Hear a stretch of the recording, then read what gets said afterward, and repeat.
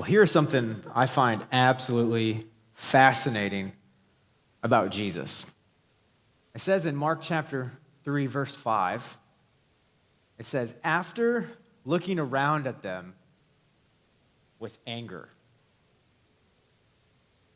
All of us can sort of breathe a sigh of relief for a second because Jesus was angry, right? Which is like, whew, that loosens me up a little bit because I don't know about you, but anger is an emotion that comes and goes many times for me personally throughout just a day alone, and probably for you as well. I mean, Jesus was angry. Think about this, several times. You can look through all the eyewitness accounts of Jesus, people that were actually on scene, people that watched Jesus, have the emotion of anger, they could tell.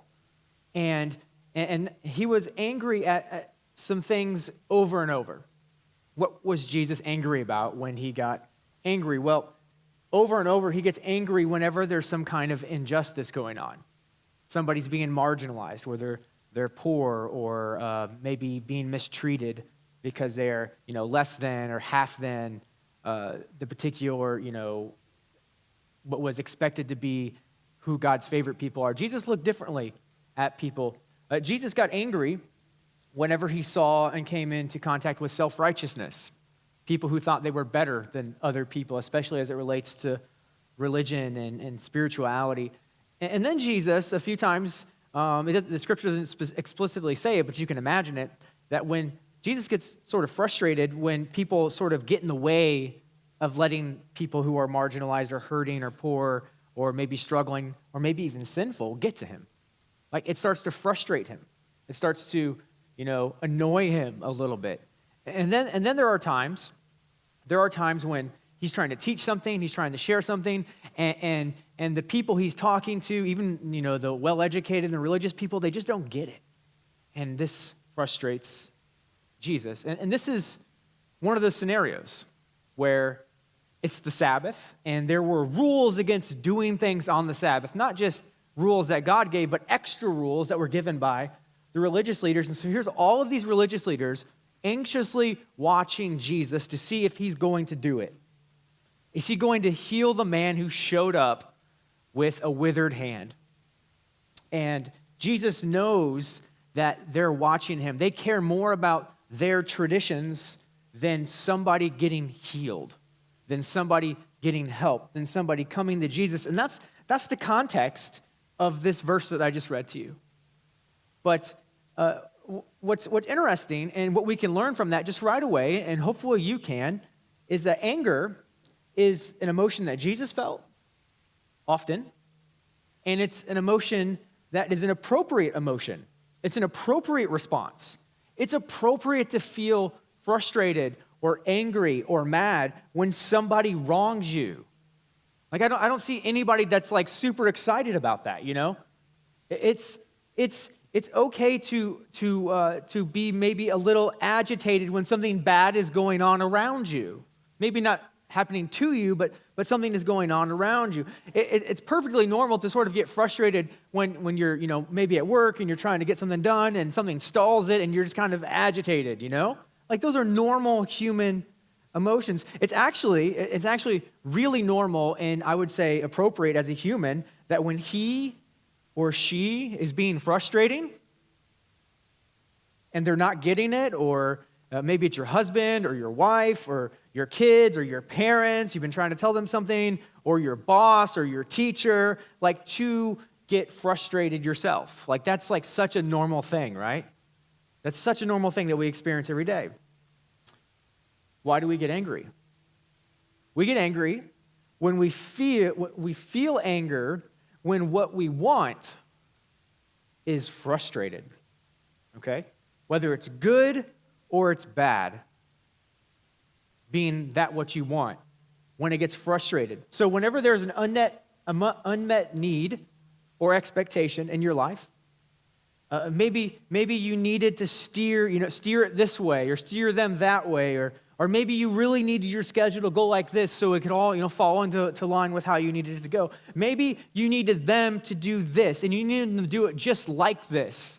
Or maybe you hope that he or she reacted this way, or they said it that way, or you get where I'm going with this, is that whenever we want something and we don't receive it, whether it's a good thing or a bad thing, whether it's a true need or it's just something I want or it's skewed on my own part, when what we want is frustrated, that's when we start to feel anger.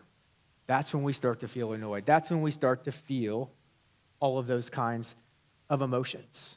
When we're frustrated, we feel anger. And Jesus was no different, except for this one way. Except for this one pretty significant way. And so if you're a follower of Jesus, you're interested in learning about Jesus, so you might, consider following him one day. This is how Jesus manages anger. Are you ready? After looking around at them with anger. When you read the Greek verb in this scripture, in this sentence, in this phrase, the tense is the aorist tense, which we don't have in English. But they used it to denote that when a verb was happening, and then it had an ending. So it's in the past. So Jesus, when he felt anger, he felt it, and then he stopped feeling it. And that is how Jesus is a lot different than us. Because he felt angry. He got frustrated when what he wanted didn't happen, when what his will was didn't happen. But the key difference is when he felt angry, his anger finished. It didn't go on with him. And so here's my question. How do we do that? How do we feel anger and then stop? How do we move from a place of being angry, but then becoming free from that feeling of anger, even when the things around us, the people around us, don't change? But what actually is changing is something inside of us. Now, most of us, me included, we struggle. We struggle to stop being angry. After it's sort of run its natural course, it stays with us. And so what do? Well, we don't just feel anger. We actually do something different than Jesus. Jesus stopped feeling anger. But what we do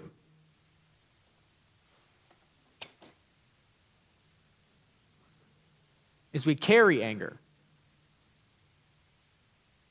We feel it.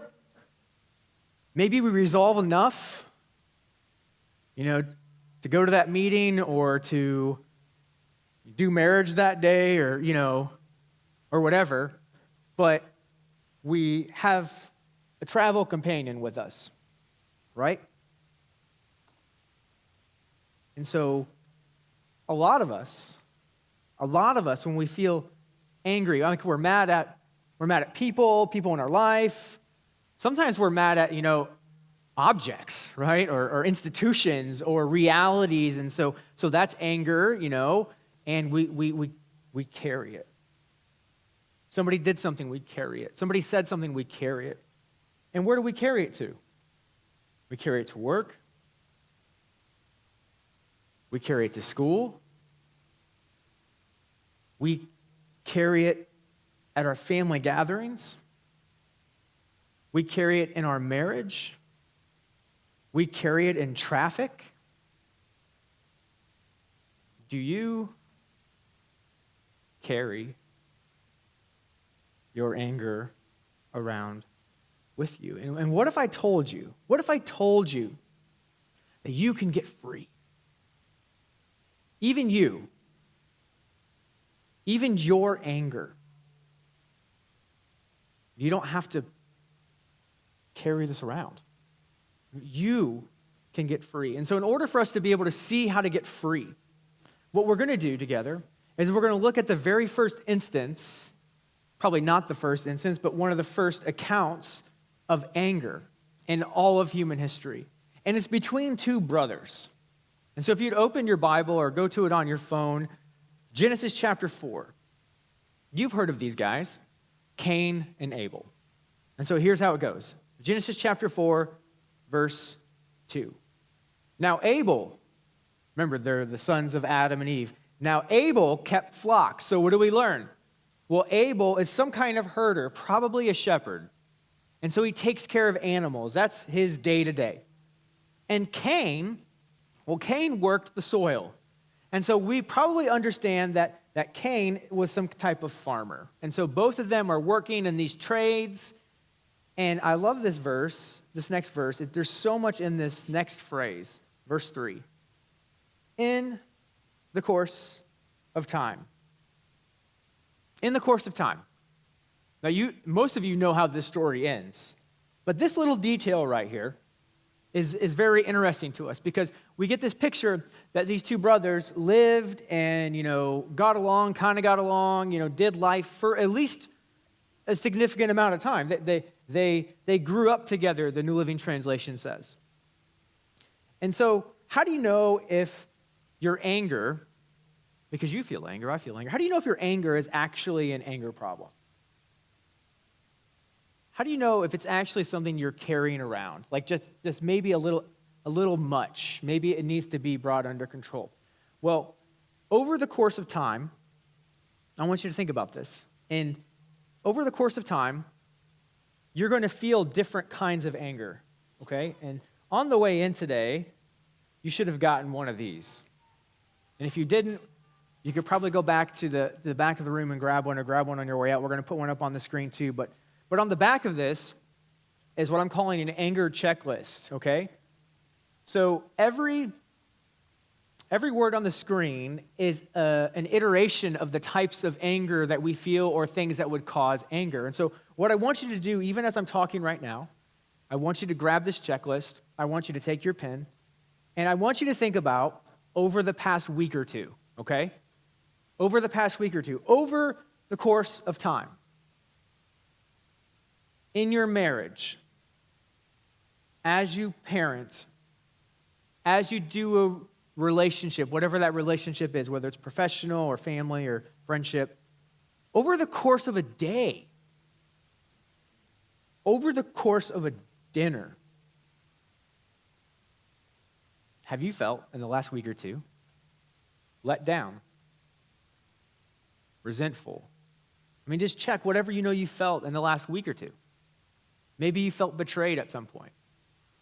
Maybe you felt jealous or selfish or aggressive, or maybe you felt disrespected. Maybe the other side of aggression, maybe you became distant, or you felt numb or withdrawn, or maybe you've just been really, like you would describe, I feel critical right now. Start checking off anytime you felt one of these things. And here's what we do. We start off being able to handle these kinds of emotions, marginalized anger or just things that lead to anger. We start off being able to handle some of this stuff. But what happens to us, what happens to you, what happens to me is we begin to add each of these emotions that we're feeling. And it just builds and it builds and it builds. And anger, you have to know this, anger, like an anger problem, it develops over time. For someone to be in a place of where they suddenly lose their anger or lose control, that didn't just happen overnight. It developed over time of depositing little frustrations mixed with, big disappointments, putting them in a bag like this, and they just carry it around with them, and it happens to us. Day after day, we put more stuff in there. Dinner after dinner, we put more stuff in there. Routine after routine, we put more stuff in there. And then it fills up. And we hit capacity. we hit capacity. So what is your anger capacity? Because all of us are probably carrying something around with us, right? But what is your anger capacity? Like, how much can you shove into this bag and in a manageable way carry it around with you? Carry it to work, carry it to the meeting, carry it to Thanksgiving. You know, like how much can you fit in there without it coming out and affecting and hurting, leading to regret, leading to things that cost you or the relationships around you? Now, some of you, I would imagine, say this. And I only know this because I say this, okay? So just to put us on the same playing field here. Maybe you said something like this: I used to be able to manage it better. I used to be able, to just roll with frustrations a little bit better. I used to be a little bit more positive in my outlook. I used to be able to just accept it whenever they didn't do what I wanted them to do, or they didn't march to my drum or whatever. Like I used to be able, to tolerate my wife's moods and emotions, or my husband's moods and emotions. But I used to be able to manage all of this better. And here's what I want to say: no, you didn't. What did you do? You carried it. You thought you were managing it. But what you were doing is you were packing it away, and you were carrying it around in you and with you. And here's what's happening now. You hit capacity. You hit capacity. And you've been on an airplane where there's always one person, right, that has an oversized carry-on. You know what I mean?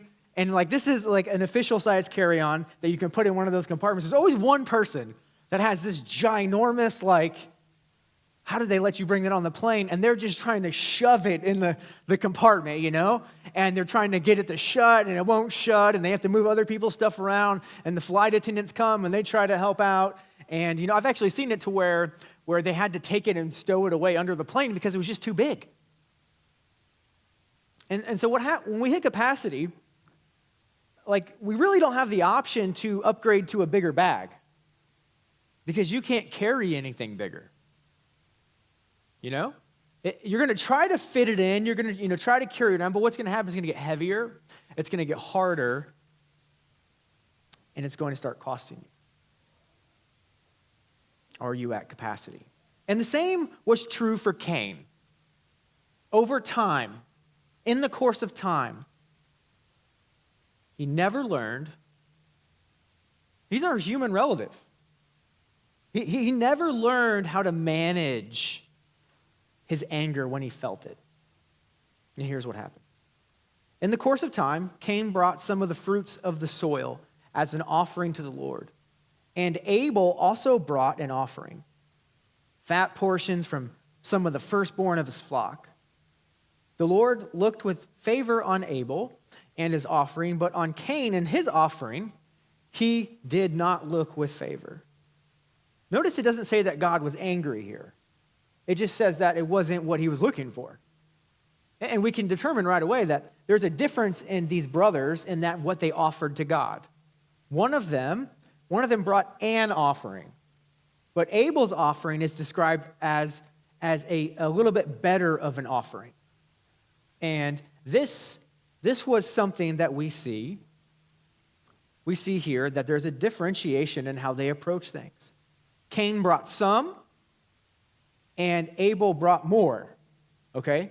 And so because of this comparison, because of, this maybe special treatment, or maybe Cain really wanted, God's attention, or, to do this right or whatever, but his brother did better than him. So Cain was very angry. He wasn't just angry. The text says he was very angry. And not only that, his face was downcast. And this is likely something that happened repeatedly. And I'm sort of guessing here, but I don't think this was just like one, big occurrence. I'm sure this was over the course of time that Cain was underneath or felt not as good at or didn't get what he was looking for compared to his brother. Then the Lord said to Cain, verse 6, "Why are you angry? Why is your face downcast?" And we all can see why. He felt jealous. He felt bitter.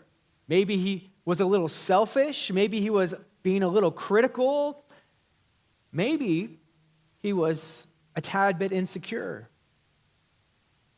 Either way, we can see that over the course of time, these feelings of anger, they started to mount up. What did Cain want? He wanted acceptance. He wanted to measure up. He wanted favor. He wanted to beat his brother. But his offering, it was just incomplete. Verse 7, here's how the Lord responds. "If you do what is right," speaking to Cain, "will you not be accepted? But if you do not do what is right," and here's the warning, "sin is crouching at your door. It desires to have you. It desires for you to carry it around with you. But you must rule over it." And so when we look at this, you kind of go, okay, this is honesty right here from God. Hey, there is a threat to you. Your anger could lead to a bad place if you continue to carry it. But there's hope in this verse too, right? What he's saying is, you must rule over it. You must manage it. You must get control of it. And so to me, that communicates, whoa, wait. There was a chance. There was a chance for Cain to carry this better. And there's a chance for me to carry this better, to manage anger better, to be free from what makes us angry. The first thing we need to do, and God asked Cain this, we need to identify why. Why am I angry? Once we get past okay, I have some anger, you need to identify why am I angry, and it has to be the truth. It can't be, the filtered truth to make yourself look better. No. Why are you angry really? Why are you angry really? And Cain, he felt angry, maybe at himself because he wasn't doing a good enough job. Maybe he was angry at his brother, because his brother was doing such a great job and it made him look bad. Maybe Cain was angry at God because God didn't give him the same treatment. Maybe Cain wasn't mad at anyone. He was just mad at the system, the system of sacrifice with this whole thing's, whatever anyway.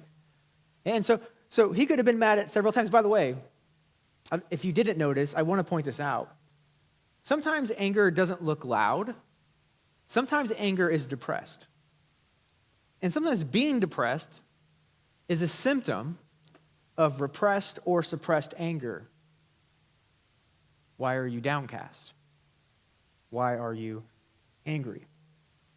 And as you feel angry, as I feel angry, sin is trying to convince us to just carry it along with us.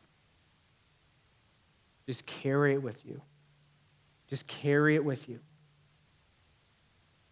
And what happens next is it's an attempt at resolution, I think. Verse 8, "Now Cain said to his brother Abel, 'Hey, let's go out to the field.'" Period. So I honestly, as I read this, I think that maybe Cain was trying to resolve this. Not everyone agrees with that view, but that's kind of how I look at it because of what God just said. Hey, you must rule over this. And so Cain is like, okay, I've got to deal with my problem. So now Cain said to his brother, "Let's go out to the field." While they were in the field, the conversation didn't go the way Cain wanted. The reaction didn't go the way Cain wanted. The result didn't go the way Cain wanted. Abel didn't do what Cain wanted him to do. Whatever ended up happening, Cain attacked his brother, Abel, and killed him. Either way, whether Cain premeditated this, which most people don't think so. Most people think that it was just an overflow of in the moment, right? And regardless of how it was, even if it was he premeditated or not, it doesn't matter, because Cain killed his brother for one reason. He was at capacity. He couldn't carry it any longer. Even though he tried, he couldn't carry it any longer. So why are you angry? Why are you angry really? And if you find yourself struggling with anger, I just want to make a recommendation to you. It's called the Anger Workbook. You can Google it. It's written by Dr. Les Carter and Dr. Frank Minirth. And it's really great to help you discover why you are angry. And in order to get better, to get well, to get free from that, you got to do that. You've got to know that. And maybe you know why you're angry. Now you need to do this. Determine, how should I express my anger? Okay? You have to own your anger if you ever want to get past it. The next step, though, is to, how should I express this? And there are 5 ways we can deal as we feel anger, according to the men I just mentioned. One of those ways is suppression. That's more akin to what we've been talking about mostly. We just put it in here, we zip it up, no skin off my back, even though there was, and we just carry it. And we suppress it. We don't allow ourselves to feel it. We don't acknowledge it. We maybe even feel ashamed of it. And so we just suppress it, and we just that'll resolve itself. Off I go. Or enter the next distraction so I don't have to think about this right now. Another way, which by the way, that's not a healthy way. Another way that we deal with anger is open aggression. Open aggression. This is, I'm going right after it. I'm going to be loud, and I'm going to, take control of this situation. You ran into someone like this. This is probably how Cain decided to go about it, right? He was just like, everything's on the table. Here we go, roll the sleeves up.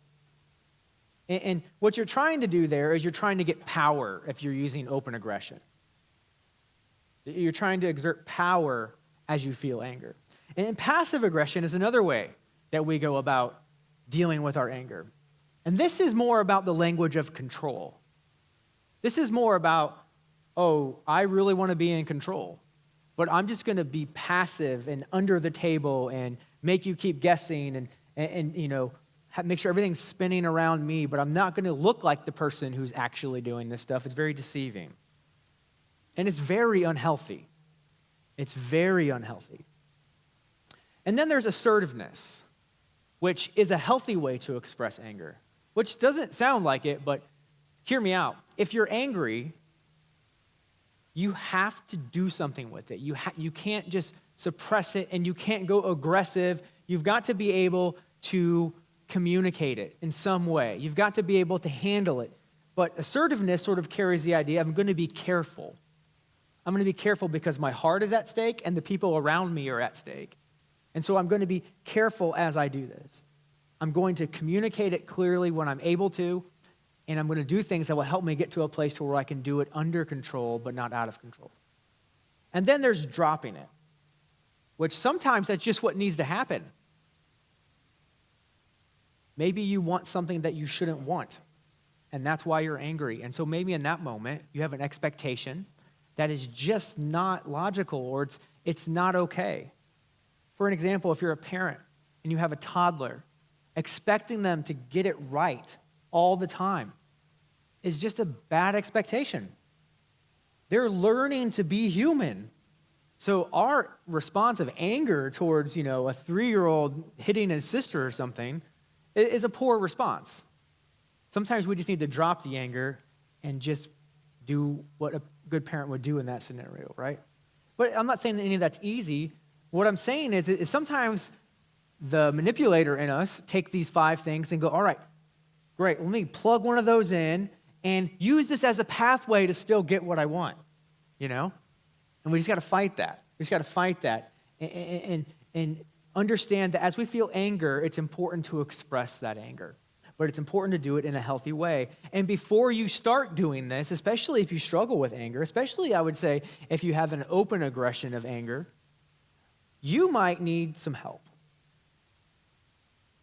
You might need to talk to somebody outside of the situation so you can get to a place to where it's not going to blow up.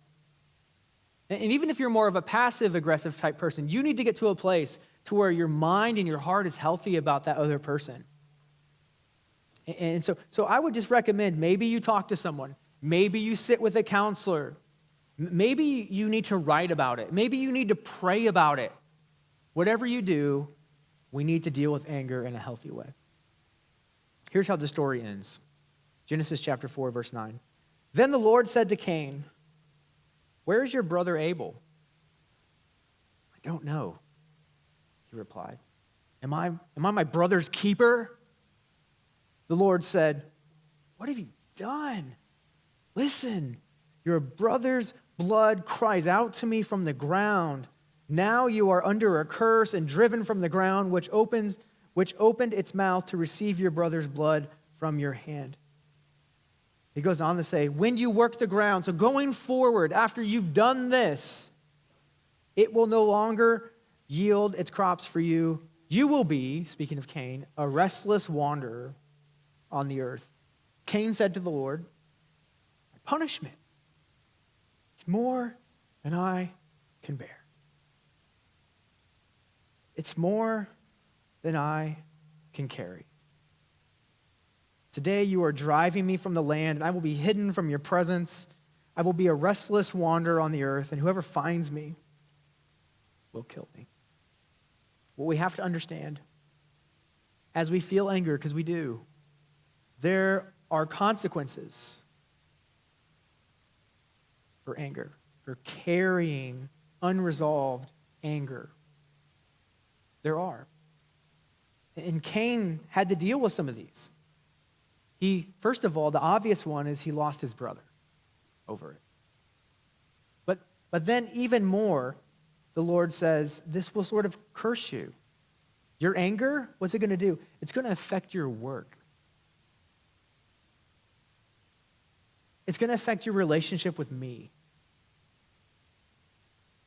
It's going to affect your relationship with others and the way they look at you and the way they behave around you. What if Cain, as he was processing his anger before he went to the field that day, what if he asked this question? Do I care? Do I care where my anger will carry me? Do I care? When I look ahead, if this continues like this, if I'm still like this, where will that carry me?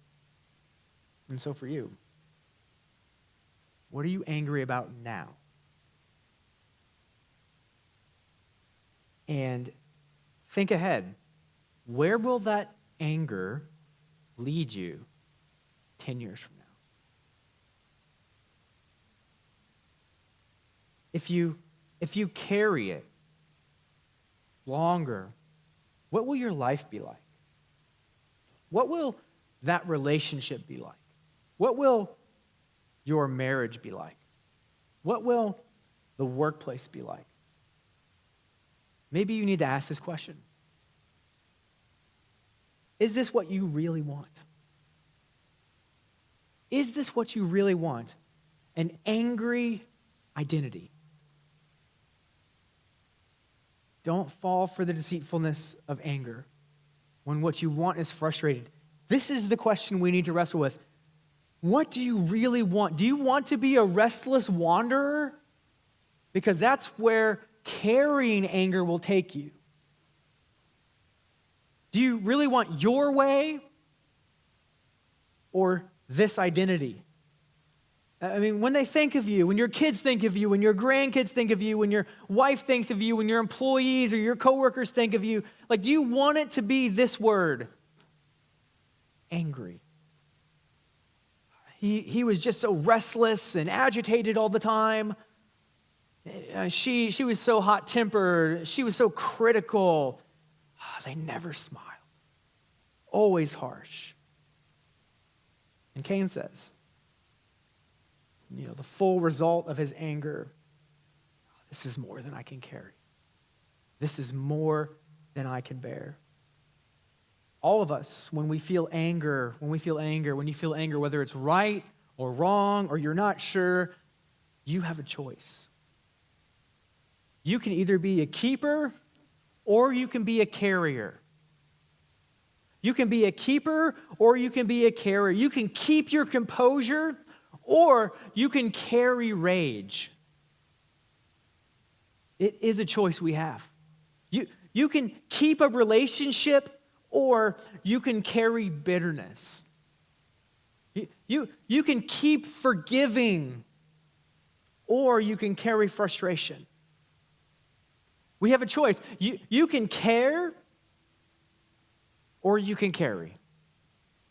You can care or you can carry. How do you get free from angry? Well, it's a daily choice. You and I, we need to choose to care more than we want to carry. That's how you get free from what makes you angry. I care where this is going to lead me. I care where this is going to take my marriage. I care where this is going to take my relationship with my son. I care where this is going to affect my workplace.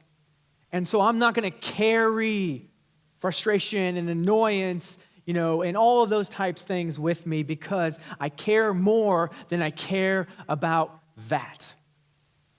Ephesians 4, 26, 27, and then verse 31 and 32 say this. You've probably at least come into contact with this idea somewhere. Be angry, which is a sigh of relief, because I can be angry. That's okay. And do not sin. Don't let the sun go down on your anger. And don't give the devil an opportunity. Moving to verse 31, it says, let all bitterness, anger, and wrath, shouting, and slander be removed from you, along with all malice, and be kind and compassionate to one another, forgiving one another just as God also forgave you in Christ. What we do is we try to carry. And other translations of these verses say get rid of all. But what we do is we try to get rid of 90%. Hey, at least I'm getting an A. And then we carry 10% or something like that. And you can do that for a little while. But over time, even the 10%, it mounts up. And you hit your capacity. So what do we need to do? We need to identify why we are angry. We need to learn how to express it in a healthy way, maybe with someone else first, maybe privately first. We need to care where this anger will lead me. And is that where I really want to go? Is that who I really want to be? And then finally, this last thing, very fascinating. In this text, in verse 31, it says, let all, and then gives many kinds of anger, be removed from you. Now, the verb here is a passive imperative command. Okay? What does that mean? That means it's something we're supposed to do, but it's something we can't do on our own. Let me give you an example. The scriptures say, be transformed. You don't transform yourself, right? God transforms you. This is the same type command here. It says, be removed from you. Let all anger be removed from you. It's not something that we can necessarily do. The verb literally means to take up, to take away, to set aside, or to just raise. And so sometimes, in order to get free from being angry, it's as simple as we have to identify it, we have to lift it up in the air, and we have to take it to God, and we have to say, remove this from me. I'm tired of carrying it everywhere I go. I'm tired of carrying it over lunch and over dinner. I'm tired of carrying it to work. And so sometimes we just have to lift it up to God and say, God, I can't take this with me. And I need you to do something in me. And it's at that place where we have to let God do his work in us. And I get it. Some people, let's be honest, they deserve your wrath. They've done something to you. They've hurt you. They've been hard on you. And yet you still have to take it out of your carry-on and you have to surrender it to God. And it doesn't feel like freedom. That's what makes getting free from anger so hard, is it doesn't feel like you're free. You feel powerless. You feel like you're giving up control. You're letting them off. And that's exactly what it is. And that's exactly what you and I need to be free. Right after Jesus felt anger, and then he stopped being angry, do you know what he did? After that story we started off talking about, it says Jesus withdrew. Jesus withdrew. Jesus had a rhythm of not carrying his anger. And when he felt it, he knew he needed to get away with his heavenly Father so he could let it be removed. I don't know what anger you've carried into here today. Here's my prayer over you. Let it be removed. Let's pray together. God, thank you so much for, first of all, showing us what it looks like to handle and appropriately go about feeling angry. And we look to you. Let your forgiveness, the way you've forgiven us, the way you've treated us, let that just pour through us so that it removes what we want to give other people, and may we just treat them as they don't deserve. For someone in here, there's just a weight carried around with them everywhere they go. There's a low-grade agitation that shows up in places they don't want it to be. Remove it. Remove the anger from all of us, God. We love you. We thank you. In Jesus' name, amen. Hey, would you stand and let's sing together?